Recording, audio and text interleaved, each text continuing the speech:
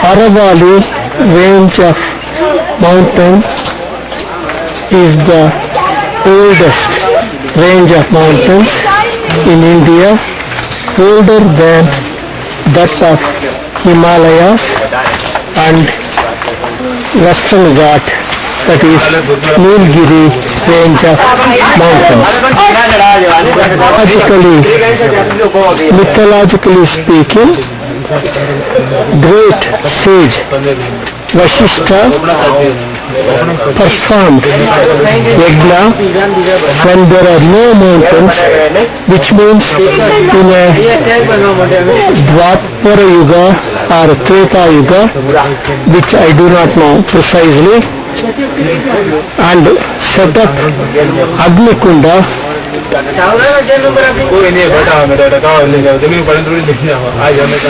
protect the planet Earth from demands.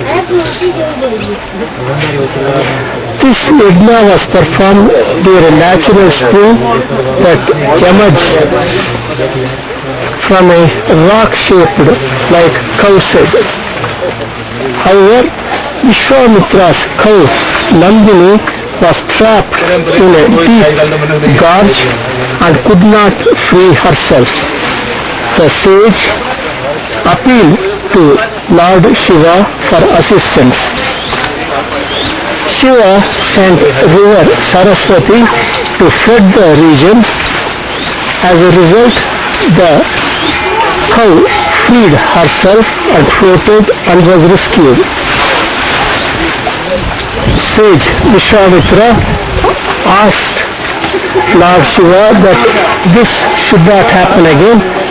As a result, Shiva asked the king of Himalayas to rescue. As a result, the king of Himalaya sent his youngest son Abubuda, who was a mighty snake, who came and set up this mountain range. This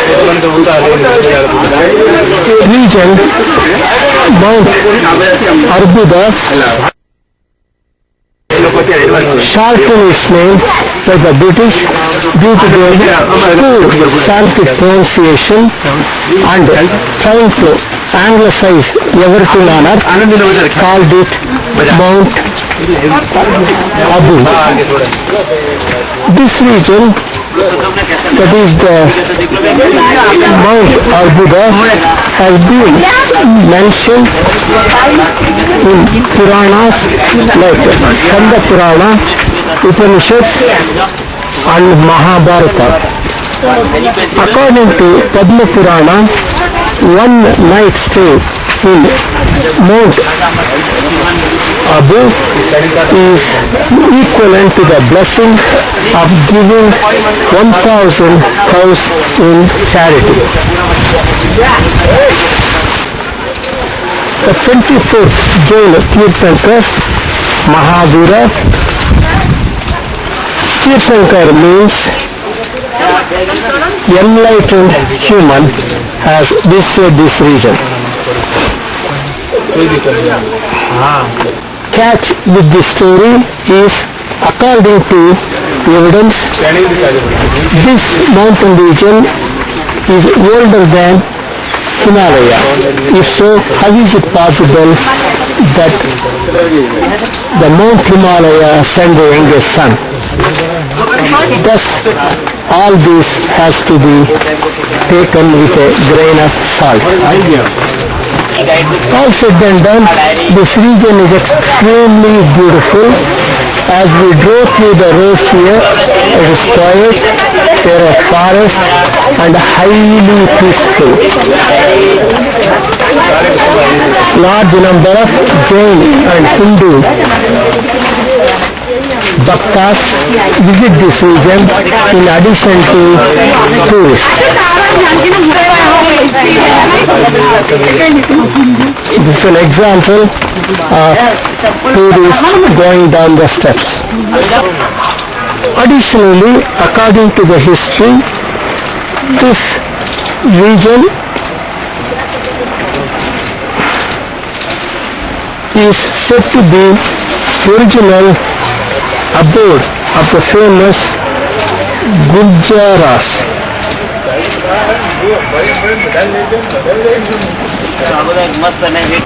These Gurjaras, also called Gujars or Gujars,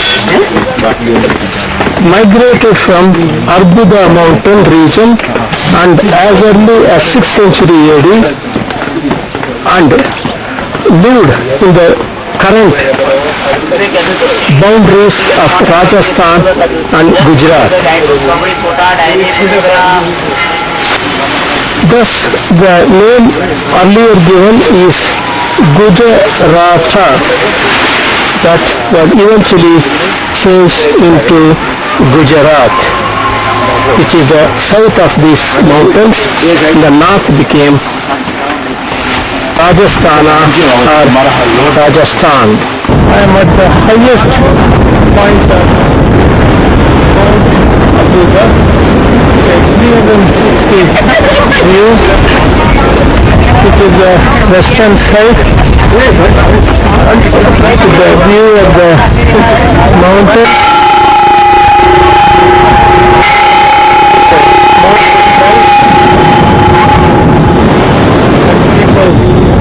Watching and building the well, there is a small temple as well.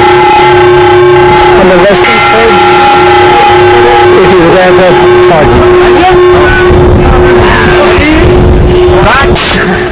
This is an observatory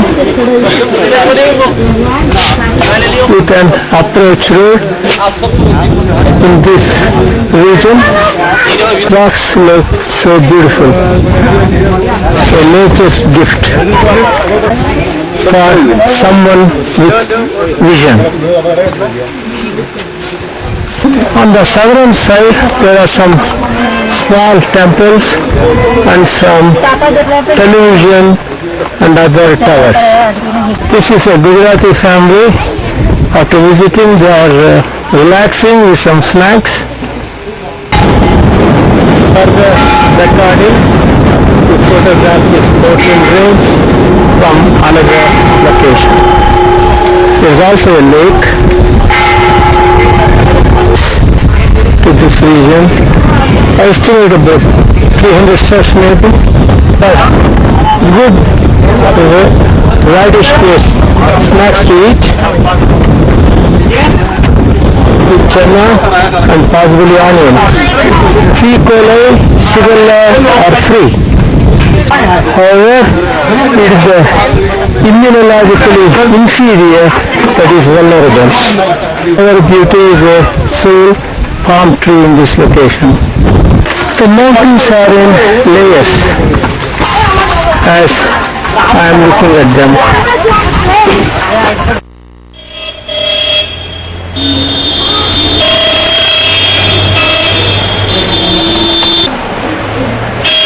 Dilwara temple of Mount Abu is the Jain temples are built in the Nagara style, are among the finest monuments in India. The first of these ornate temples dates back to 1032 CE. The three architects are Vimala Shah, Vastupala and Tejapala contributed immensely to this Jain art and architecture. According to local legend, before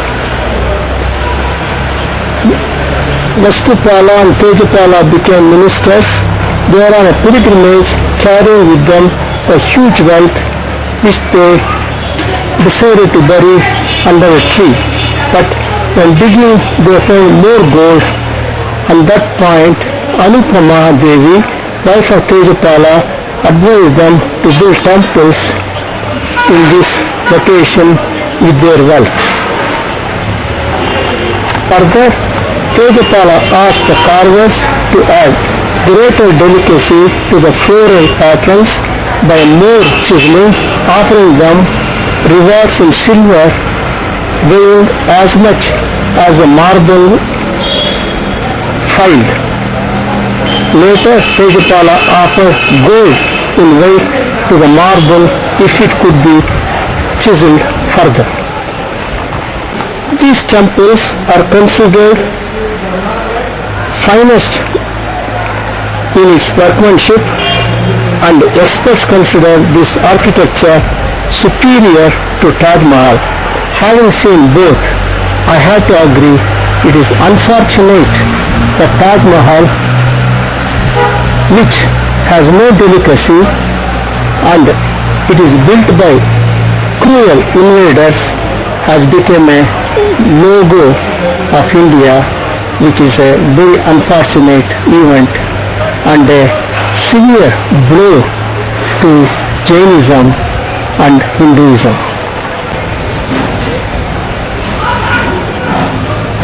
The huge marble rocks were said to have been transported on elephant backs from the Aravali hills at Ambaji to this remote hilly region of Mount Abu, where the temples reside among mesmerizing surroundings of mango trees and wooded hills. The Mount Abu is basically a seat of Shaivism in addition to Jainism.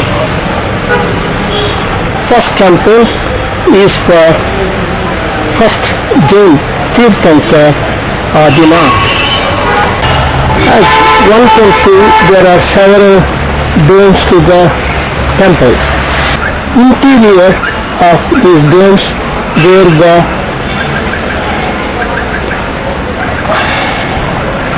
beautiful workmanship is carved.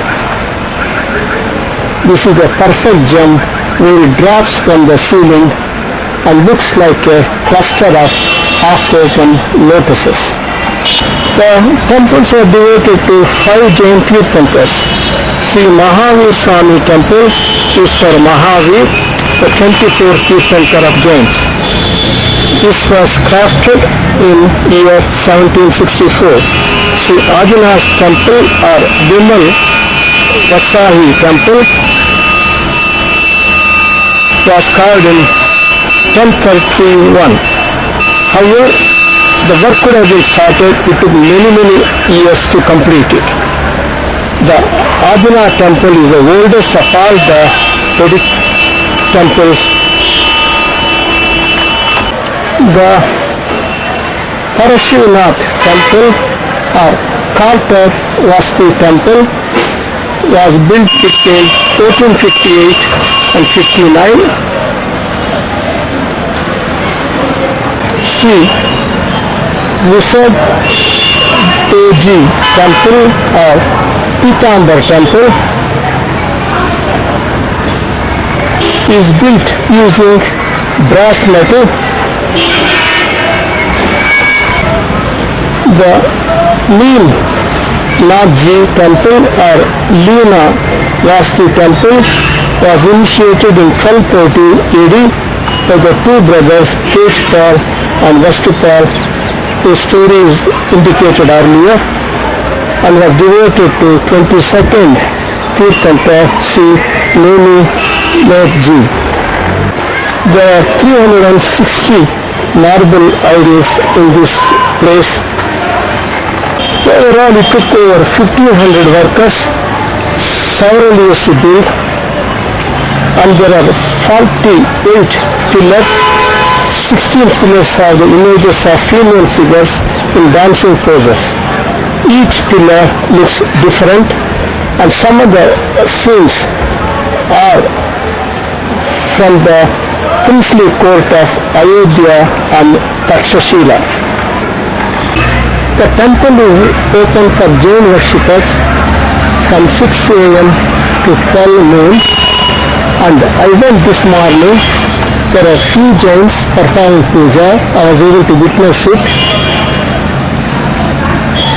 and I was the only one in our group who went there, and no one stopped me. I went even to the Garbhaguri and had a close look at the temple and the idols. It was extremely beautiful, and I was in a state of shock when I was looking at each. From noon to 6 p.m., all others are allowed, but still there are rigid rules in the temple, as no leather items are allowed, no photography is allowed. That's why I am standing across the temple complex on the roof of another temple and narrating this. This is a view from where I am narrating, with a Hindu top, but beneath is almost a mirror work of a temple devoted to another Jain saint. The beauty of this place is the background of the mountains, and the weather is perfect, cool and comfortable. Another view of the main Arjuna temple tower from a lower level of terrace. The location I am photographing is Digambar temple. Another view, two friendly goats on the terrace.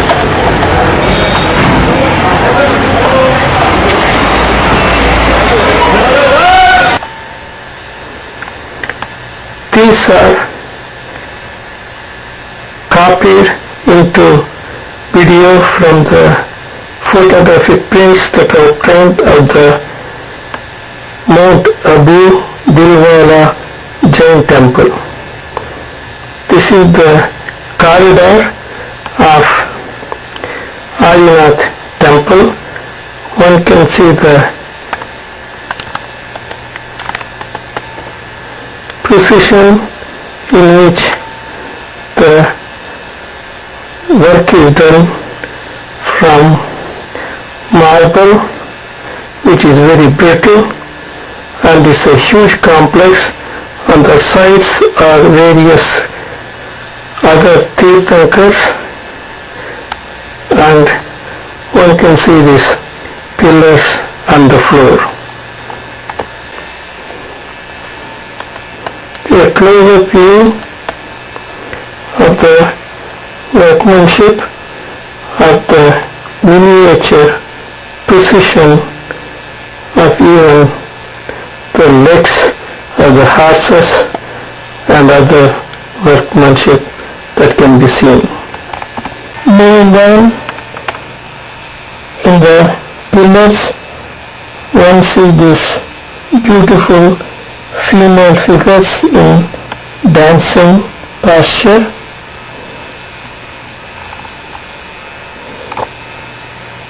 Preserved so well even today. One can mistake this for Vishnu, as this person can look almost like a Garuda with a long nose, but it is not Vishnu, as one can clearly make out. And also there is a bow, and it is not Rama either. This is at the ceiling, where we dig it on ground and incorporated, put the marble slab first and then chiseled, is a mystery, but the workmanship can be admired. By such a delicate position, including like a knot of a rope, and even the face of the deity is so clearly seen. Another one, again a precision is clearly made out. When I entered the temple, there was Ganesh and Anjaneya statues were seen on the walls. Another precision work at the ceiling.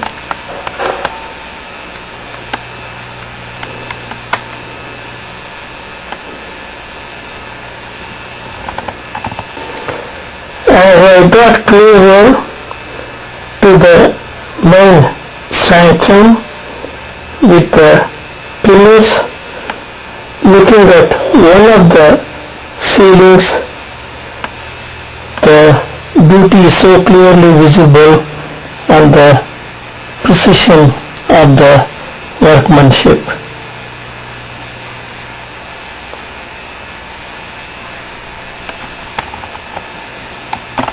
Another such ceiling, there are several of them and too many that I did not even count. I was just in a state of shock admiring the precision of the workmanship in marble.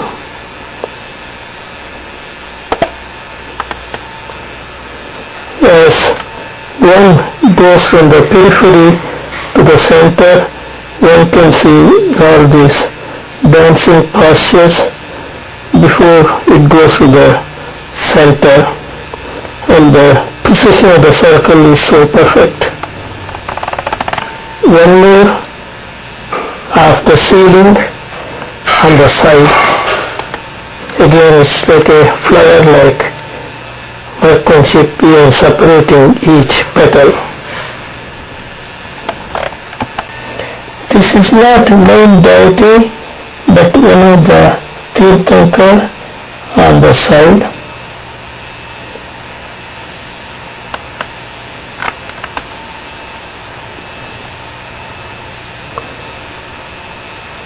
And I am seeing the precision workmanship here again.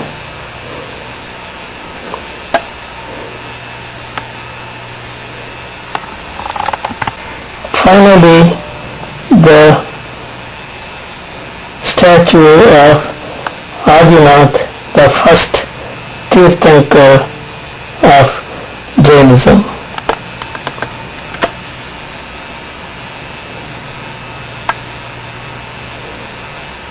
And the face is so lively with bright eyes.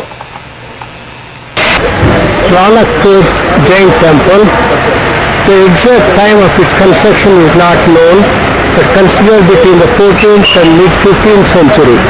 However, a pillar near the main shrine states that in 1439, Deepaka, an architect, constructed the temple at the direction of Dharanka, a devoted Jain. The temple is, there are over 1444 marble pillars called exquisite detail support the temple. The pillars are all differently called and no two pillars are the same. Further, the statues face one another or the other statues. These pillars are made of a single marble rock where there are 108 heads of snakes and the numerous tails, and one cannot find the end of a tail. So the location of the temple is the west side of the Aravali range of mountains, where Mount Abubuda was also located on the top of it. There is also a sun temple across from the Jain temple, but the sun temple is said to be a smaller one. The main temple is devoted to Adinath, the first Jain Tirthankar. This is the entrance to the temple. One can see the exquisite workmanship at the door.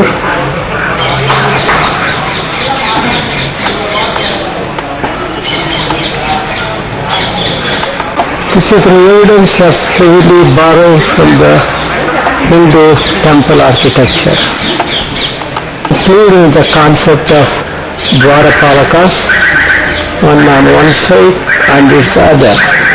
This is the view of the main temple. That should be the Adinath temple.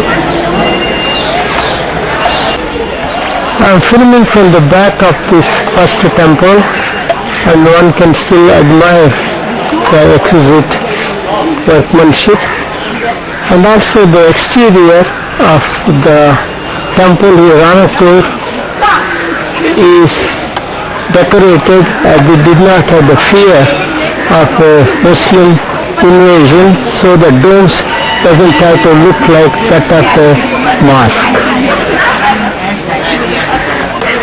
The evidence of the three dancing girls and Hindu deities are also there. Many of them resemble that what we have seen in Delhi, and there is also mentioned that some of these artisans came from Delhi, Haledi, from the Karnataka, who were Chalukya dynasty time, who built the temples in that location. Elsewhere in the Jain temple, I did not see much of this type of compromising or Kama Sutra type of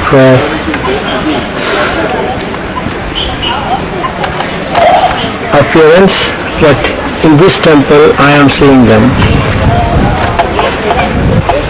There is many more that are visible, and I am surprised of such a thing, because Jainism promotes Brahmacharya, and how could this can be against the concept of Brahmacharya unless the definition is different.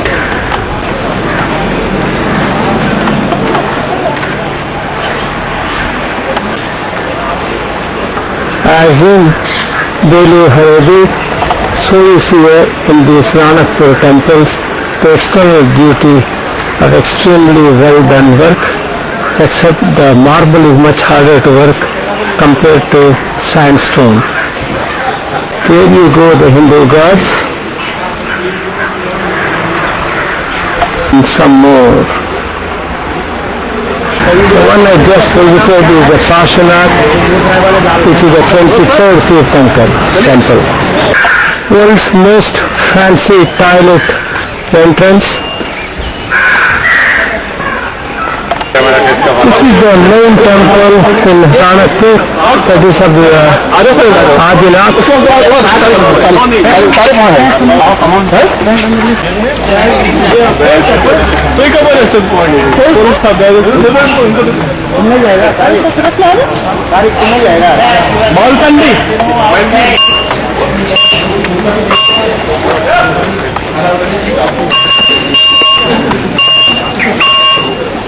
The entrance to the Adinath temple, still I am seeing the most beautiful marble carving.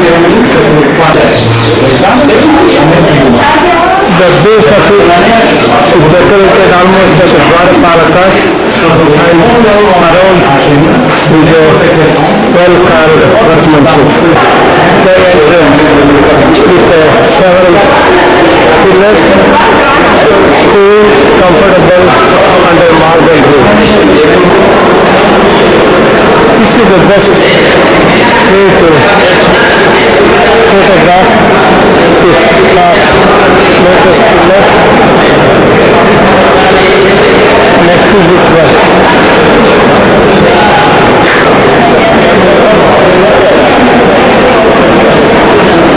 And supporting also the pillars are taller and each one is very unique.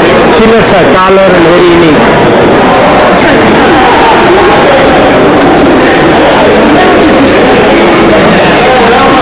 The close-up of one single pillar is made from a single rock, and each pillar being different, 1,444 of them.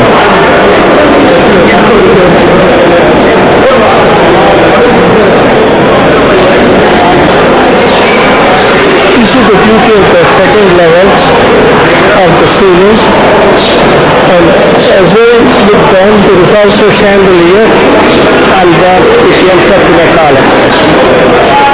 On the top are the various pockets of band. The issue faced in Jainism, they cannot really use filters in the decorative aspect of it because of their sacredness. So they have to use dancing poses, and in some places use Hinduism, as in Hinduism it is very liberally used of the various gods, images, pictures. So take a 360 view of this center. This is what it's looking. And then the field that is limited. Similarly, I am trying to do at the upper level.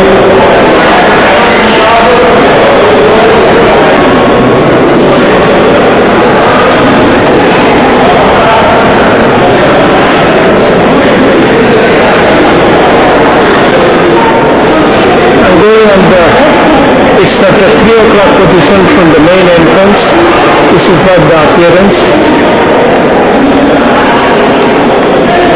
of the courtyard and the pillars. Another exquisite view. I see a Vishnu here with the Abubuda Gadadari. Now yet to see Shiva, never Ganesha so far. Well, I was wrong. Very next one is that of Shiva. As you can see the snake, I can't see the Ganga on the top. And also Trishul.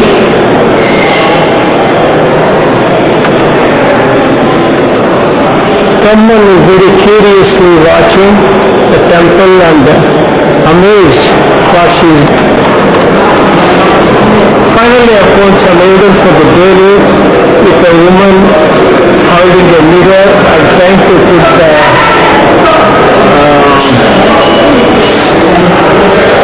one on the forehead of the two. As an evidence of some artisans coming from Guru Harevi ability. Close-up of the tower again had Hindu, North Indian architectural pattern with a fort-like thing that is part of Rajasthan fort architecture blended with these marble columns. This is one of the very high ceiling, estimated about 40 feet by me, and see the huge columns.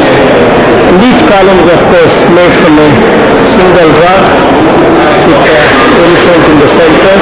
This is a 3 o'clock position from the main deity, Arjuna. One of the exquisite workmanship, possibly on a huge single rock. This is a 9 o'clock position from the main deity. I am seeing 4 of them with a very high ceiling and the pillars. So the second pillar circle of sanction, Sangan making for future. So entering the third wing or sanctum of the inner part of the temple, but just at the entrance across from the main deity, you'll see this marble single rock called elephants. Engraved on these elephants are Sanskrit lipi. Without these elephants, who carried all these huge rocks to this level, the temple would not have been possible. At this outer level at the 24th temple are the 108. I'm just missing the name. I was told that these are temples only, not some real clearing. 60 of them may be the duplication. Lemina temple, this is rather smaller and not much of artwork. In addition to 3 Jain temples, there is also a Hindu Surya temple. This is the view of it.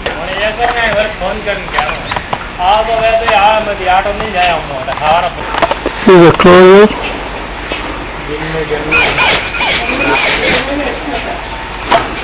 This is equally carved from marble, and the details are fine but of a much smaller scale with the Hindu deities.